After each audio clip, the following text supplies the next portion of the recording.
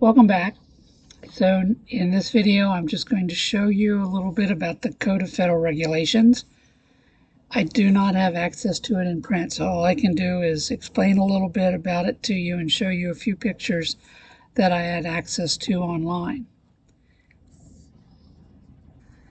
The Code of Federal Regulations is obviously the codification of all those federal regulations that were announced in the Federal Register.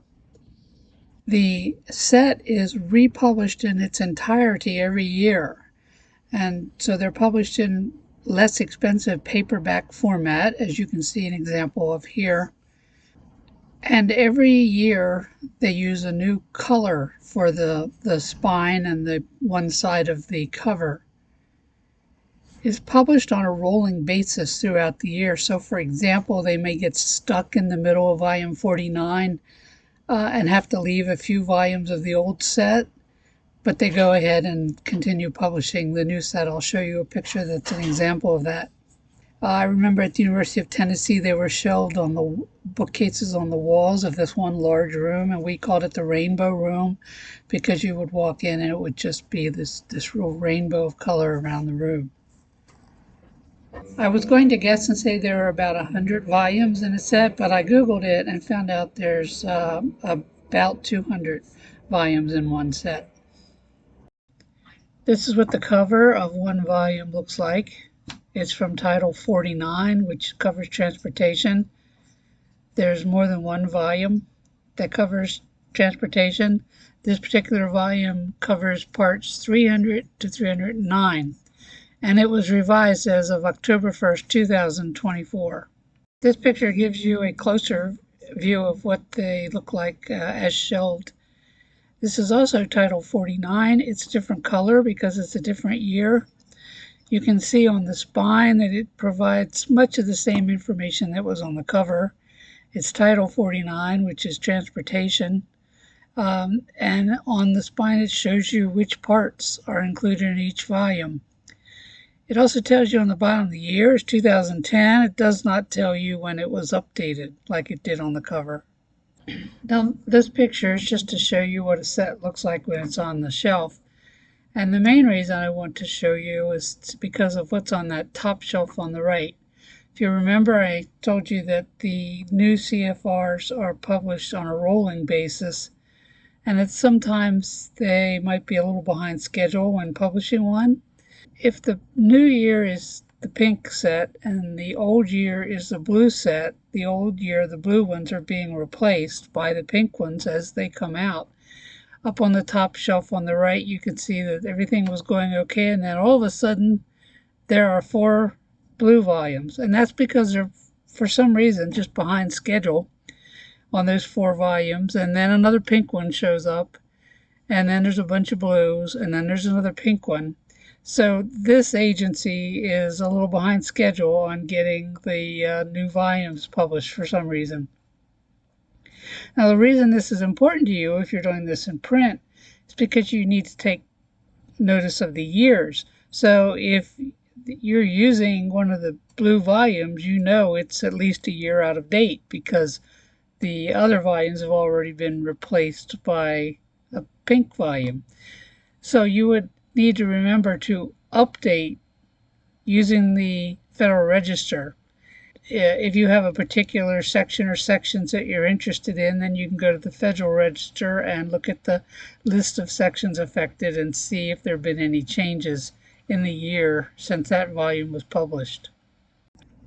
This is the updating schedule, but you do have to take it with a grain of salt because, as I showed you, sometimes they get behind. Now here's the type of slide I hate to make, which is a lot of text, but basically it explains how the titles are divided into subcategories, subparts. Each title is divided into sometimes subtitles, and then those are divided into chapters and so on down to the lowest level sections. But what I really want to do is just show you an example of one. So rather than read the slide to you, I'm going to do that. I thought we'd start with Title VII Agriculture. Here you can see, first of all, that Title VII is subdivided into 2 subtitles. Subtitle A, which is generally some regulations about the Office of the Secretary of Agriculture, and Subtitle B, which are the actual regulations that are promulgated by the department. I've opened Subtitle B, and you can see there are a number of chapters listed here. There's actually many more than you can see right here, but every chapter is either a different agency within the Department of Agriculture or a different part of an agency within the Department of Agriculture. If I'm looking for regulations from the Farm Service Agency, I would open Chapter 7, so that's what I'm going to do next. Here I've opened Chapter 7, and you can see it consists of several subchapters, and this doesn't show all of them. To keep it simple, I'm just going to look at Subchapter A. Let's assume we're interested in the subject of payments due persons who have died, disappeared, or have been declared incompetent. As you can see, that's Part 707, and it consists of sections 707.1 through 707.7. So I'm going to open Part 707 so we can see the list of individual sections. Here I've opened Part 707, and you can see the individual regulations listed. I'm going to open 707.6, both so you can see the actual regulation, but more importantly, so I can show you something at the end of the regulation that can actually help you do your research and make it easier.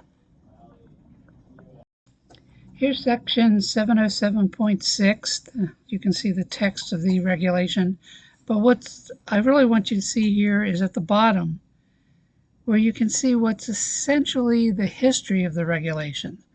This tells you that it was first added to the regulations in May of 1965, and if you want to see the information where it was published, to make sure it was published correctly, you can find it in volume 30, Federal Register, page 6246. And it has been amended one time in 2010, and if you want to find where that amendment was published, it's in volume 73, Federal Register, and there's the page number. So finding the regulation can also help you check the Federal Register for its original publication.